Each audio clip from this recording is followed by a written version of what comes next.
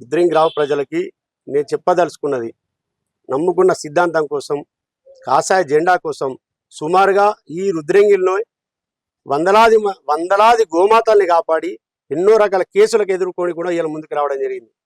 నరేంద్ర మోడీ గారికి సంబంధించినటువంటి పథకాలకు సంబంధించి ఈ ఎన్నికలు జరుగుతున్నాయి.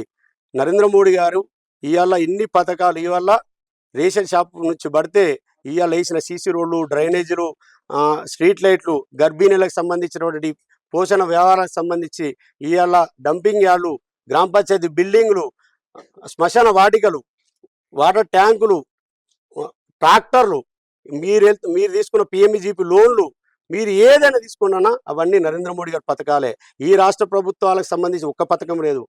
మీరు కనుక చదువుకున్న వ్యక్తిగా మీ ముందుకు వస్తున్నా, ఒక న్యాయవాదిగా మీ ముందుకు వస్తున్నా, మీరందరూ నన్ను ఆశీర్వదిస్తే నరేంద్ర మోడీ గారు గ్రామ పంచాయతీ నిధులతో పాటు వివిధ సంబంధించినటువంటి గ్రామ సర్పంచ్కి ఇప్పటి వరకు తెలియనటువంటి పథకాలను నేను తీసుకొచ్చి రుద్రంగిలో ఉన్న ప్రతి ఒక్క అంత్యోదయ అంటే చిట్ట చివరి ఉన్న ప్రతి ఒక్క పేద కుటుంబానికి నేను న్యాయం చేస్తా, ఈ రుద్రంగిని ఐక్యత తెలియజేస్తా అని నేను ప్రజలందరినీ రెండు చేతులు జోడించి మీ అందరి మీద విశ్వాసంతో ముందుకు వస్తున్నా.